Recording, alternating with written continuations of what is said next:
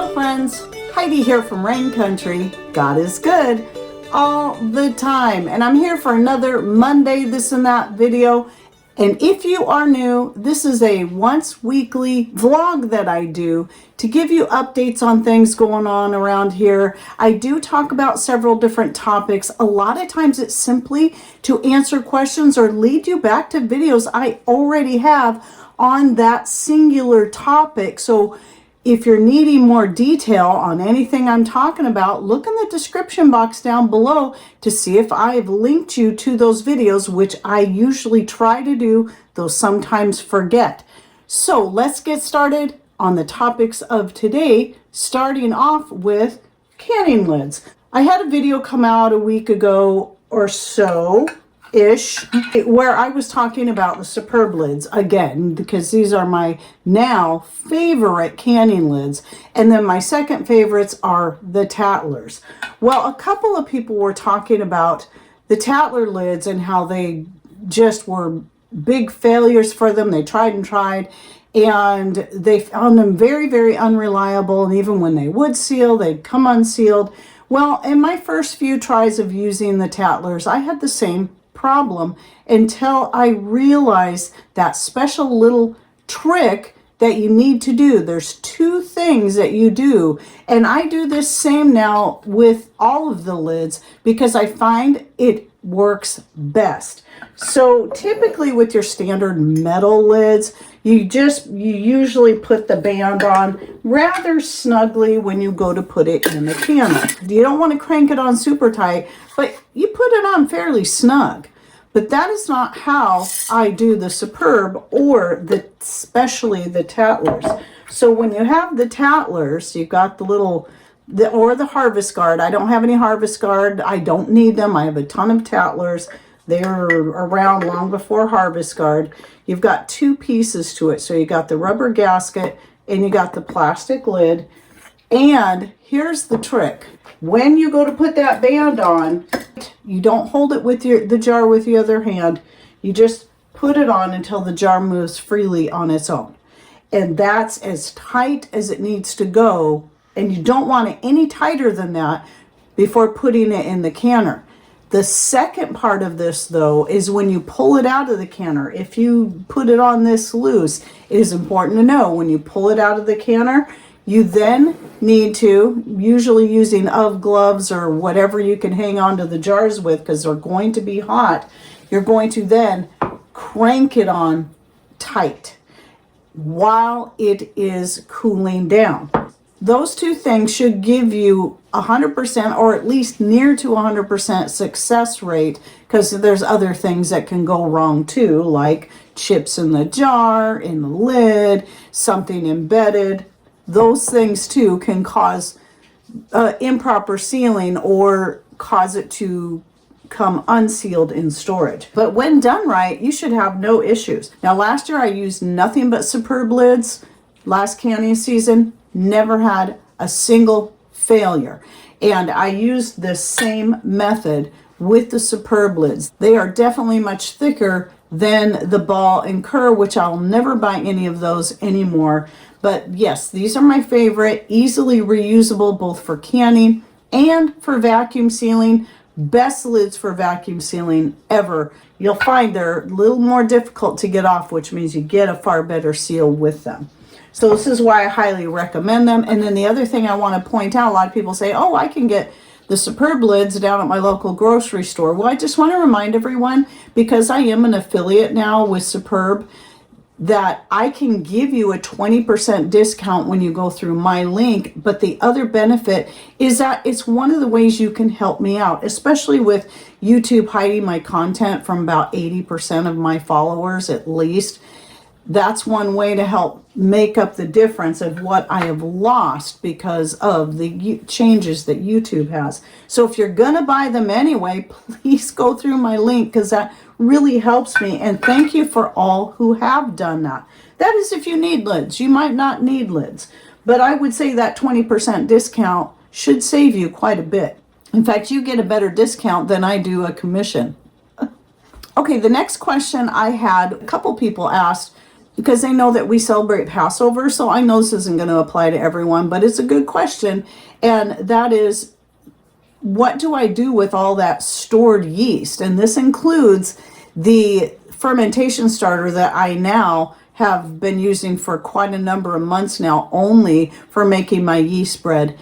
What do I do with that during Passover? Well, I actually keep all of the dry yeast that's in storage, all that's still in the vacuum sealed bags that I purchased them in, and the vacuum sealed jars. Once I open a bag and put that into the jar and vacuum seal it, I keep that all in a box. And that's up on that's on the top shelf in my pantry, and I have the box fully insulated.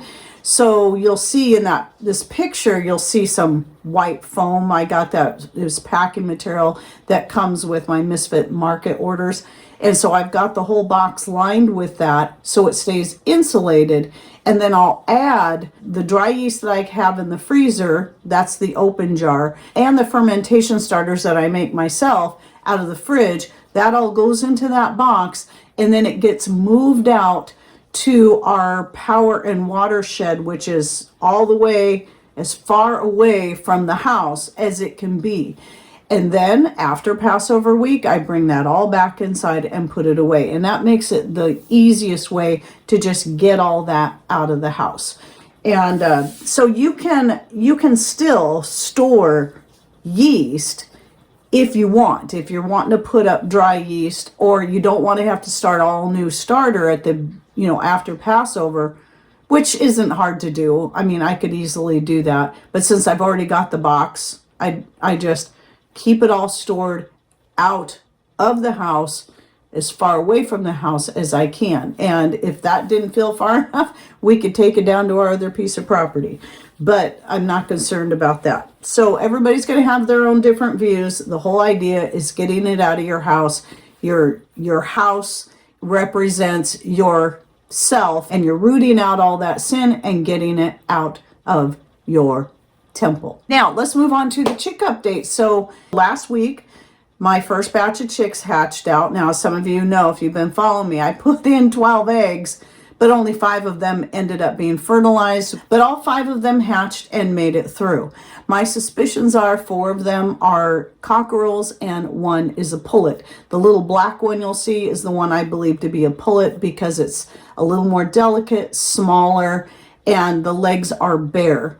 And where the other 4 have feathers going down their legs. Now, that isn't, I haven't read that anywhere as a sure determinant that this is a cockerel, a male. But from my last hatching that I did last year, where I had 10 that hatched out, all the males had the feathers going down their legs. The females did not. So that's my guess. Now, if I'm wrong on that, then my guess is the lightest colored one with the black spots on its back could also be a female.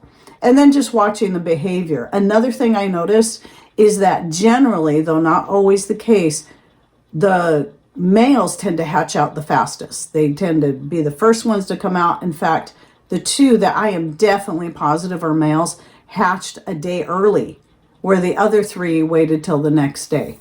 So the day they were supposed to hatch. Those 2 came out on day 20 instead of day 21. And anyway, so the clips I've been showing were from when they first hatched out last week. I will try to insert also a more current one so you can see how much they've changed just in a week. It's just amazing how fast they grow for that first few weeks. I mean, they just grow so quickly. And then I did also put in 6 more eggs into the incubator. I would have only done 1 hatching because of our small area, but since 7 of them were not fertilized, I decided to put in another 6 eggs and paid better attention to which hens I know that Antonio is actually mating with so I can get fertilized eggs. And I did want to get more eggs from Guinevere, who lays a dark green olive egg. And so I took only eggs from her. I'd like to get a couple more hens that lay that same color eggs, and Guinevere has been actually a really good layer. She lays a good heavy sturdy egg, so I just set aside 6 of her eggs before even these other ones even hatched out. And so it's always a little harder to tell with the real dark eggs, but it looks like all 6 of them are fertilized. So hopefully out of those 6, I can get a couple more hens. And anyway, so those have been in there for a week now, and we'll see what we have in a couple more weeks when it comes to that. And then once the first ones get a little bigger, probably another week, 2 weeks tops, I'll be moving them out to the smaller coop that Patrick built to go inside the bigger coop so they can start interacting with the bigger chickens and also have more space. But here's this clip that's right here is actually from last year when I moved last year's chicks into that same bigger coop. It works really well to get them transitioned in with the older chickens. Plus gives them a little more space as they're still growing. And then my tomato seedlings are all coming along quite well. So if you remember, this year I'm just going for the bigger tomatoes that have really high production, which is the purples for sure, the mortgage lifters, the Oxheart being a new one that was gifted to me, and then the beefsteak. We grew beefsteak years and years ago. I don't know why I haven't tried to grow them again, but I saw the seeds on Azure Standard and said, I'm going to try beefsteak again. I remember those being a really great tomato, and those are all looking really good. So I grow them in those little long, they're actually supposed to be succulent pots, but they're the perfect size for keeping in the windowsill, our big south-facing window, and where they're going to get the most amount of sun, but also in the warmest room of the house. So they're looking really good. I decided to try that last year and was very, very happy. It was so much better than having that big old ugly tray sitting on the bench in front of the window. And they're more out of the way of the grandbabies too when they come over. Then I'm hoping real soon here, as soon as I can get at least a couple of days of dry weather, if that's ever going to happen, I do need to do a little more working in my snow pea area, work in the ground a little bit more, and I want to get those snow peas in the ground. And then not too long after that, I'll be planting potatoes. And looking forward to that, and really getting excited about garden season like I do every year. But by the way, my this and that videos and posts and shorts on my other channel are where you're going to stay more updated on garden stuff, since the rest of the videos you see throughout the week were recorded about 6 weeks prior, and I don't want to do that with the garden videos because otherwise they'll be way behind by the time you see them. So anyway, my Monday videos, the shorts on Rain Country 2, or Rain Country Live it's also called, and then any posts that you'll see. That's where I'll give you my garden updates if you want to keep up on what's going on and how I'm doing things and what maybe I'm doing differently this year. And then the last thing is the caramel sauce. So you saw that video last week. I had a few questions on that. People asked, can I can that? Personally, I just rather make it kind of as I need it. And I do try to stay at least 1 jar ahead and I just keep it in the fridge. So I may have only 2 pint jars in there at a time, one that we're working through and one as a backup. And it should last like that for months and possibly even years because of the sugar content in the sauce. However, yes, you should be able to can that just fine if you would like to make up a whole bunch at a time. I personally wouldn't want to try to make a big pot at a time, but you could try that and then you should be able to can it. I think there was somebody in the comments that said they did can theirs, and then you wouldn't have to worry about it at all. It would have an indefinite shelf life for sure. But somebody else asked, well, how can you make candies or the chewy caramels out of that? You just take the same process, and at the end, after you got everything mixed in well, put it back on the heat with a candy thermometer and start cooking it. So when you get to the hard ball stage, that's about where you're gonna get a more chewy, not fully solid, it'll probably be still a little bit very soft, but somewhat chewy caramel. If you go to the soft crack stage, you're gonna get a chewier, more solid caramel. And then if you go to hard crack, you're gonna get a hard candy that's gonna be more similar to like the Werther's candy, the toffee.